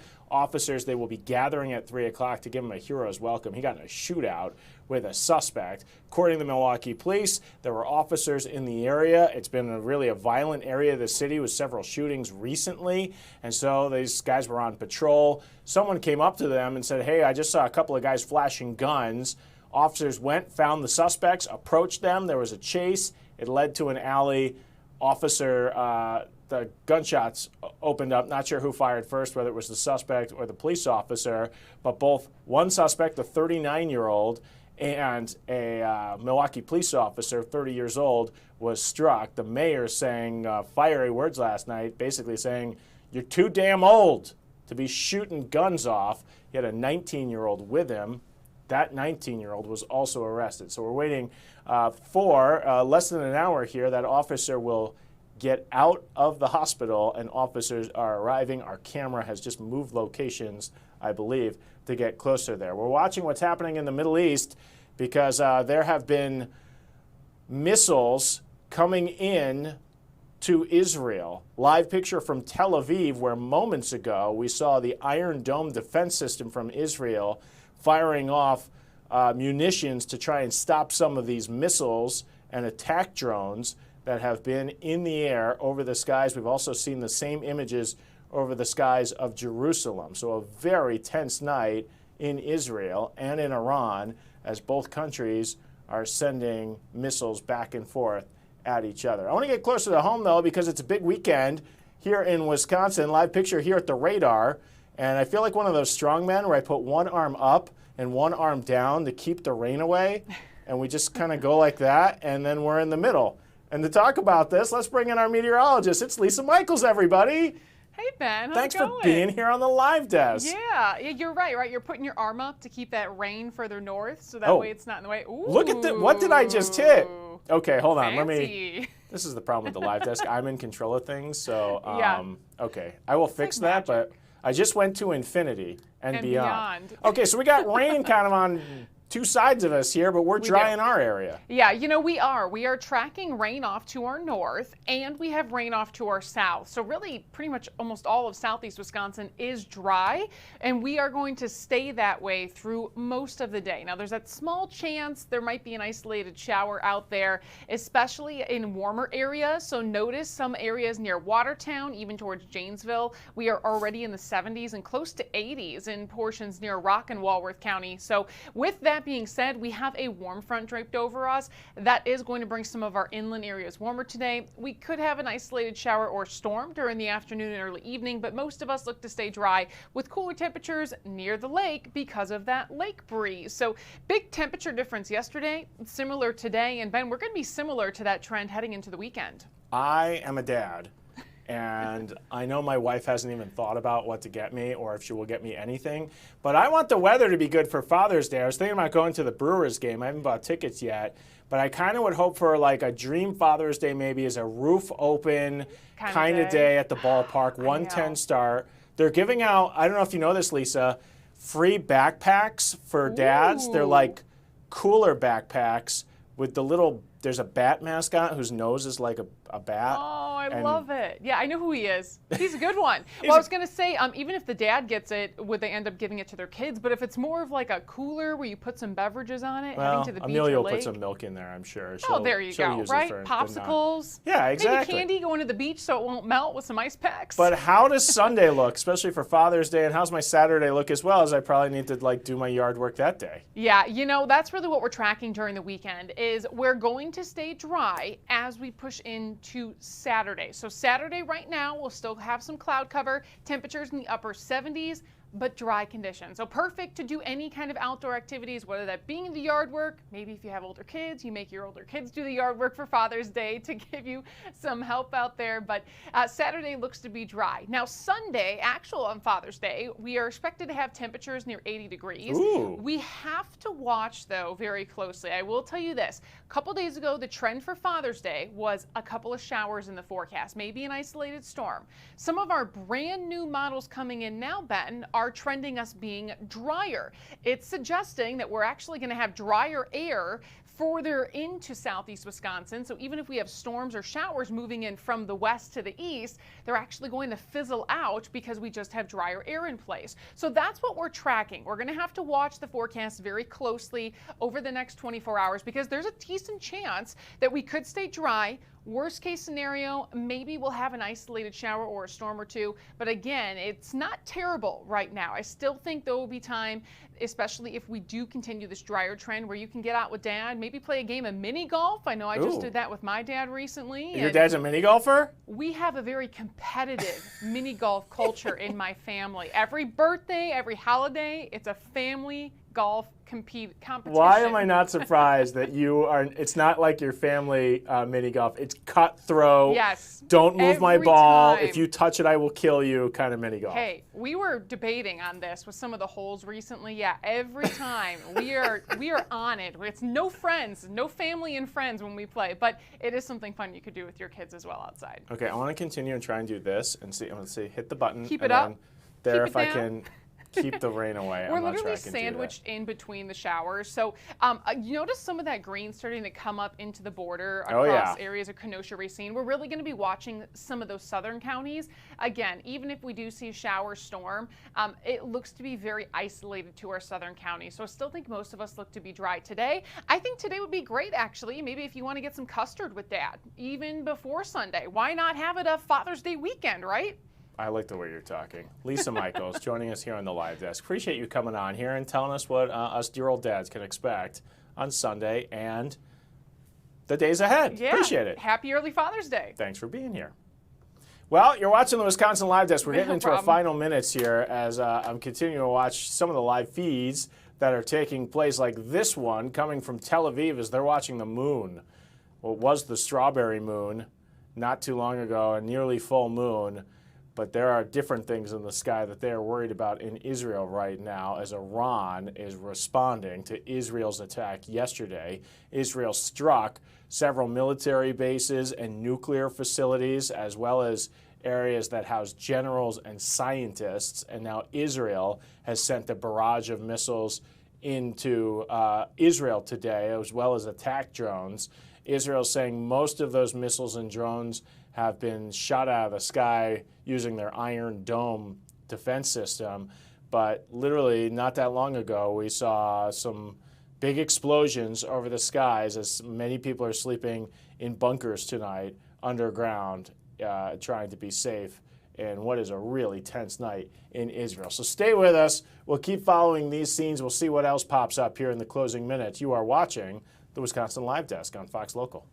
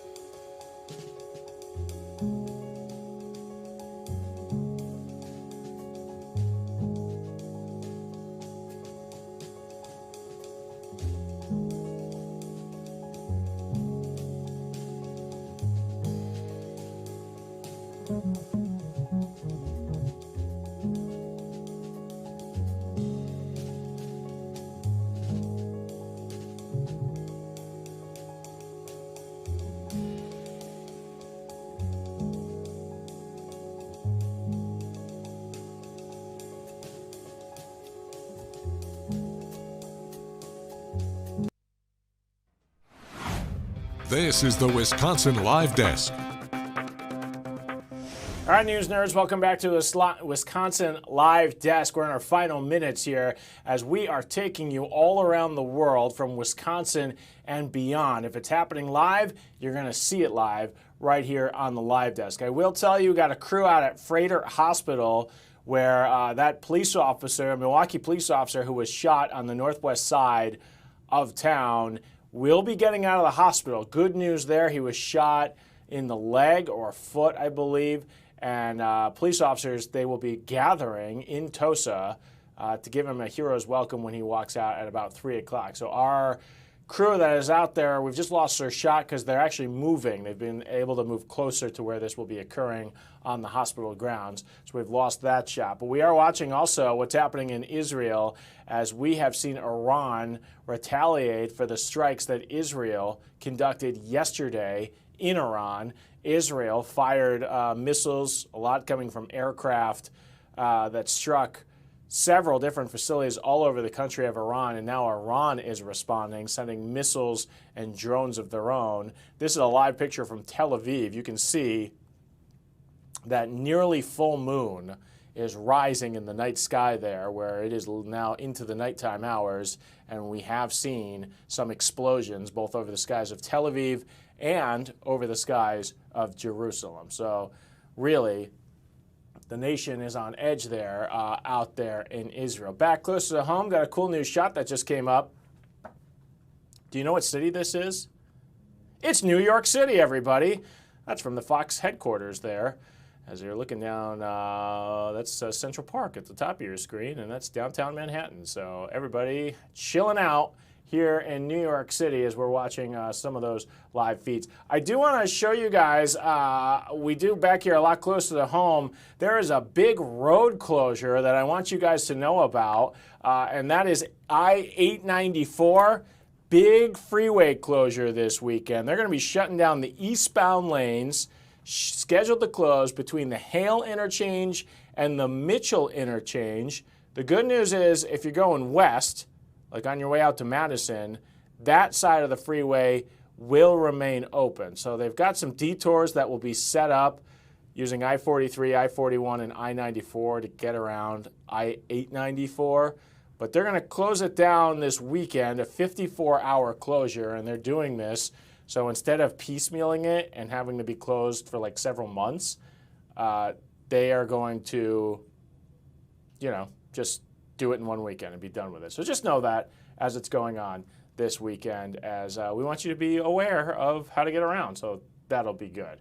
So we continue to follow, obviously, our forecast. We just heard Lisa say we should be dry unless you live down to the southern counties, because you can see the rain starting possibly to creep in. But we've split the system here as we're dry in Milwaukee, even though there's rain up to the north and rain down to the south. But Father's Day is looking to be beautiful, and Lisa just said the chance for showers is going down for our Sunday, and highs may reach 80 degrees, depending where you live in southeast Wisconsin. So maybe you should plan something outside with dear old dad. Wouldn't that be great? The power of this Fox Local app, if you're watching us not on YouTube, if you're watching us on YouTube, make sure you download the Fox Local app. But what's great is all the stories that we are covering and we have shown you in this newscast, you're going to find stories on this app. So you can click around. You can actually follow the weather as well. Really powerful stuff right here on your Fox Local app. So make sure as you're going throughout the day, you're checking out the news. We're going to keep you updated. Again, that officer will be getting out of the hospital in the next half an hour. We're going to bring that to you live, so keep your app close. We'll give you a push alert for that. But hey, thanks for joining us. We'll see you same time, same place next week.